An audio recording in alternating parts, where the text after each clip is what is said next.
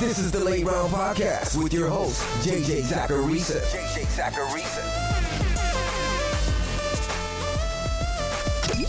What's up, everyone? It's JJ Zacharisa, the editor-in-chief at FanDuel at numberfire.com, and this is episode 305 of the Late Round Podcast, one of many shows that are part of the FanDuel Podcast Network.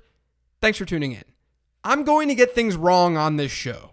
Last week, I had Aaron Jones as a sell candidate. Aaron Jones went off in Week 8, and I look like an idiot. And it's not the first time or the last time that I'm going to look like an idiot when I'm forecasting what's going to happen in fantasy football. This game isn't about being right 100% of the time, and no analyst should package it that way. This is about being right most of the time. It's about being right more than your opponents are right. And when you have a process, which is what I used when evaluating Aaron Jones and his situation, when you have that process, you're going to be right more often than not. You at least can go back and look at why you felt the need to sell a player who ended up going off, and you can ask yourself, did this make sense? I can live with calls that made sense. It's far more tilting for me to see an outcome not go my way when it should have been easily avoided. When I look back at the process and see that the logic behind it all actually was pretty flawed. That's when it's tilting. That's when it sucks. That'll happen a couple of times per season, but the bigger point to make here is that if you're logical, you're winning. So apologies to any of you who ended up selling Aaron Jones last week because of this show. But I do think it was, and it still is, a situation where the process made a whole lot of sense. Now, before getting into this week's transactions, I want to send you guys another reminder to check out OddsFire. It's a sweet odds comparison tool that NumberFire engineers put together, and it allows you to easily see odds across major bookmakers in the regulated U.S. market. I use it a lot for analyzing things like line movement because that can dictate who to play in my fantasy leagues each week. You can compare odds, quickly identify the best value, and even examine first-party FanDuel data all in one place. Never settle, always get the best odds. Check out the experience for free at oddsfire.com. Gambling problem? Call 1-800-GAMBLER. Sell the New England Patriots defense. So I keep bringing this analogy up on this show, but let's pretend that a friend of yours is running a mile. Your friend runs a 5-minute mile, but they did it on a track. Would you look at your friend and say, well, that's not that impressive because you didn't run up and down hills when you ran that 5-minute mile? Of course not. That mile is very, very fast. Just like the New England Patriots defense is very, very good, regardless of who they've faced. But we have to pay attention to those matchups still. Just like someone running a mile on a track would likely do it faster than if they were running up and down hills, New England's defense is likely to not be as good when facing better offenses. Among the 7 opponents that they've gone up against, they played the Jets twice, which is why there's only 7. 6 of them rank in the top 8 in fantasy points allowed to opposing defenses. Even when you remove the Patriots defense from that equation, since that would skew numbers a bit, those 6 still rank in the top 11, and 5 of them are in the top 7. And if you look at the Patriots' schedule, things are going to be a lot different over the next month. They get the Ravens this week. The Ravens are the 6th worst matchup for a defense in fantasy points against, then the Eagles, who are 17th, the Cowboys, who are 1st, the Texans, who are 14th, and the Chiefs, who should have Patrick Mahomes at that time, who are in 2nd. Those are some tough matchups. So I think it's logical to think that it's unlikely that we're going to see this New England Patriots defense continue to perform this way. Now, I do want to note, for any of you guys who are looking forward to the playoffs and might have a bye week locked in the fantasy playoffs, in week 15 and 16, the Patriots get Cincinnati and Buffalo. So don't sell the Patriots if you know that you're locked into the playoffs and you're likely to be playing in weeks 15 and 16. You can shop them, and you should shop them just to see what's out there and what people would give you, but do know that they're in a very good spot for the fantasy playoffs. Buy Le'Veon Bell. It's been a rough couple of weeks for that Jets offense, and Le'Veon Bell has suffered as a result. Since Sam Darnold returned from mono, Bell's ranked no higher than RB22 in weekly running back scoring. He's only caught 5 passes. Now, the good news is that things should get better. It was good to see that Bell had a target share above 17% on Sunday, and he's still seeing about 86% of the team's running back rushes. The volume is absolutely there, and that volume should be really worthwhile because New York has a cakewalk upcoming schedule. Over the Jets' next 6 games, they're going to face the Dolphins, Giants, Washington, Oakland, Cincinnati, and then the Dolphins again. So not only could the Jets actually see some positive game scripts against these opponents, which will help Le'Veon Bell, but 5 of the 6 opponents rank as top 12 matchups for a running back from a fantasy points allowed standpoint. Now, I don't expect Le'Veon Bell to see RB1 numbers or strong RB1 numbers, maybe lower end ones at best. But there are a lot of people out there who are sick and tired of Le'Veon Bell. So I would at least send an offer their way. Hold David Montgomery. So if you guys listened to the mailbag episode last week, you're probably not that surprised by this particular transaction. I think in most cases, after a performance like David Montgomery had on Sunday, he would be a sell candidate. But like I mentioned on the mailbag show, there are some decent matchups upcoming for Chicago. And that includes 2 games in the fantasy playoffs where they're going to face the Packers, who are the 6th worst team against fantasy running backs this year, and then the Chiefs, who are 4th worst. So there's at least some reason to hold on to David Montgomery after this big performance. And then not only that, what if these market share numbers actually hold? Because on Sunday, he had 81.8% of Chicago's running back rushes, and he had a 15.1% target share. If those numbers hold, all of a sudden you have a strong RB2 on your roster. Drop Jared Goff. So a few weeks ago on this show, after a really bad performance against the 49ers, Jared Goff was a hold. And it had everything to do with the schedule because they were facing Atlanta and then Cincinnati in back-to-back weeks. But now Los Angeles is on a bye. You don't need to hold Jared Goff in most leagues through that bye week because we know that Jared Goff can struggle in bad matchups. In most cases, there's no reason to hold on to him. Buy James White. So it's really tough to find a more consistent PPR running back than James White, at least outside the elite players. On the season, he's finished no worse than RB23 in weekly PPR scoring, but he's been no better than RB14.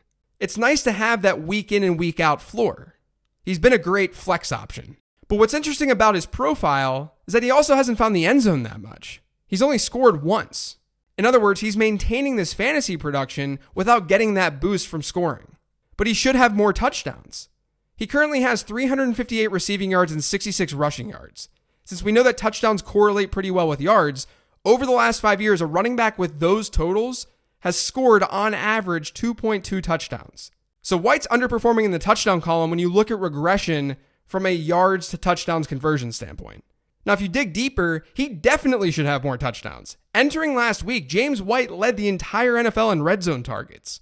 Now, after week 8, he's second in the league, I guess third in the league, behind Julian Edelman and Mike Evans. And he also has 4 targets within the opponent's 10-yard line. We know he's not going to be the goal line back for New England. He only has 1 goal line rush this year.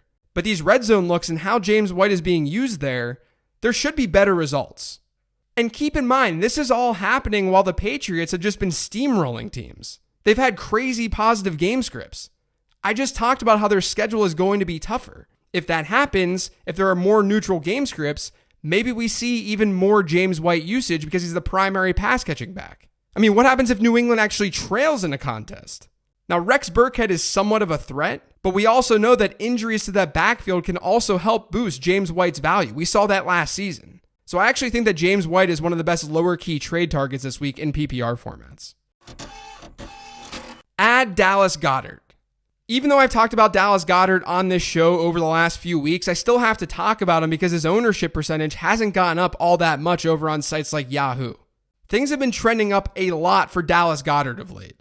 He's now seen at least 10% of Philly's targets in each of his last 5 games, and he's coming off a game where he played over 75% of the Eagles' snaps, which is his highest snap share of the year. And over the last 3 weeks, Dallas Goedert has been straight up way better than Zach Ertz. He's seen 17 targets to Ertz's 18, and he's more than doubled Ertz's fantasy output. And unlike Zach Ertz, Dallas Goedert has a target within the opponent's 10-yard line. If you need a tight end, and a lot of you probably do, Dallas Goedert is the one to add. Sell Kenyon Drake. So on Monday, the Cardinals made a move, kind of a surprising move, to send a later round pick to the Dolphins for Kenyon Drake. And everyone who has David Johnson or Chase Edmonds on their fantasy team, they all panicked. We later find out that Chase Edmonds is probably out for a few weeks with his hamstring injury, and we don't know all that much more at the time of this recording about David Johnson. But here's why I'm selling Kenyon Drake. This week, they get San Francisco. We know that's a really tough matchup. The following week, they get the Buccaneers. Another really tough matchup. The Bucs have allowed the fewest rushing yards in the NFL so far this season. After that, they get San Francisco again. And then there's a bye week. So basically, that's potentially 4 weeks of absolute crap for Kenyon Drake, even if he's seeing a ton of volume, even if David Johnson isn't back. And if David Johnson is back, then Drake's volume potential is going to tank. And by the time this bad stretch of weeks and games is over, both David Johnson and Chase Edmonds might be healthy. Add Rashad Penny. So Penny's available in 69% nice of Yahoo fantasy leagues right now, and that number should actually be higher. It's not just because he has standalone value. He doesn't have that much standalone value. He only had 28% of Seattle's running back rushes on Sunday without a target. But it's handcuff season. You should be adding handcuffs right now. But then on top of that, Ian Rappaport of NFL Network, he reported that Rashad Penny could be dealt before the trade deadline. If that happens, all of a sudden his value is going to rise. Buy Mike Williams. So as bad as Mike Williams has been this year from a fantasy perspective, his peripheral numbers really aren't that bad. He's seen at least 14% of the Chargers' targets in every single game since week 1, and he's seen a target share north of 20% in 3 of his last 4 games. According to airyards.com, only 7 wide receivers have more air yards than Mike Williams this season. He has the highest average depth of target on that Chargers roster. He just hasn't found the end zone this year, which is kind of hilarious because on 66 targets last year, he had 10 touchdowns. He has 0 on 50 this year. But his receiving yardage total does tell us that he should have over 2.5 more scores than he currently has. So there's positive touchdown regression coming. And if he did have those 2 to 3 touchdowns, we might be viewing Mike Williams a little bit differently right now. I do think that things are going to be better through the end of the year for Williams. He's a great buy low candidate. Add Josh Reynolds.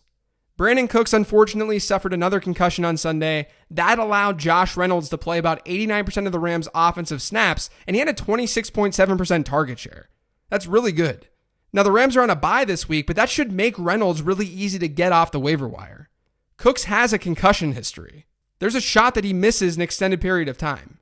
But Reynolds is kind of one of those borderline wide receiver ads this week to go along with guys like Chris Conley or Alex Erickson.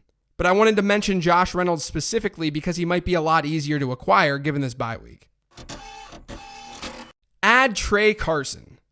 I don't know if you're ever actually going to play Trey Carson in your fantasy lineup. In a lot of shallow leagues, you probably never will. But like I always say, this is a game about probability. And there's a chance that Carson ends up seeing a bigger role in Detroit as the season goes on. Because he handled 52% of the Lions' running back rushes on Sunday, though he didn't have a target. And Ty Johnson actually did see more snaps than Trey Carson did, despite the fact that Trey Carson started. But look, he's a running back. It's hard to get running backs who are seeing any sort of volume. Maybe his role grows. I wouldn't bank on that, so don't go spending a lot of money to get him off the waiver wire. But I do think that he's worth a flyer. Sell Joe Mixon. So out of nowhere this past week, Joe Mixon had a good game. But he still didn't see a big improvement in his involvement in the passing game. He only had an 8.5% target share. And he still only played 50.6% of Cincinnati's snaps. His highest snap share over the last 3 weeks has been just 54%. So I think this is an easy sell. It's a bad offensive situation. His overall usage isn't very good. And that's specific to his receiving work where he's still not seeing a lot of targets in the passing game. So now's the time to sell Joe Mixon. Add Mitch Trubisky. Trubisky's a streamer this week. He's rostered in about a quarter of Yahoo leagues, and I like his matchup in week 9. The Bears are going up against Philadelphia, a team allowing over 21 fantasy points per game this year when you exclude quarterbacks from that subset named Luke Falk. They rank 13th worst in yards per attempt, so they're pretty average in the secondary, and they're top 10 in pass attempts against. FanDuel Sportsbook has the Bears as 5-point underdogs. So we probably shouldn't expect them to be very run heavy. Now, pass attempts don't correlate that strongly from a week-to-week standpoint to fantasy output. It's more about efficiency. But with someone like Mitch Trubisky, when he's dropping back to pass more, there's more upside for him to run with the football. There's more upside for scrambles. So I don't mind Mitch Trubisky in this matchup. Add Derek Carr. I do think that Carr is the better streaming option compared to Trubisky. He's facing the Lions this week. He's at home. And the contest is a pretty high 51.5 point over-under according to FanDuel Sportsbook. And Detroit doesn't have a special secondary. They're pretty average according to yards per attempt against. And the Lions are also not that great at getting to opposing quarterbacks. They have the 6th worst sack rate and pressure rate in football. So I like Derek Carr this week. Add the Cleveland Browns defense. So the Jets defense is an obvious defensive add this week because they're facing the Dolphins, but don't ignore Cleveland. Now, the Browns are traveling to Denver, and I usually don't like streaming defenses on the road, but they're going to be going up against Brandon Allen now that Joe Flacco has a herniated disc in his neck and he's going to be sidelined. Anytime that you can get a defense facing a backup, in this case, he's almost like a third stringer, you go for it. So I like Cleveland's D.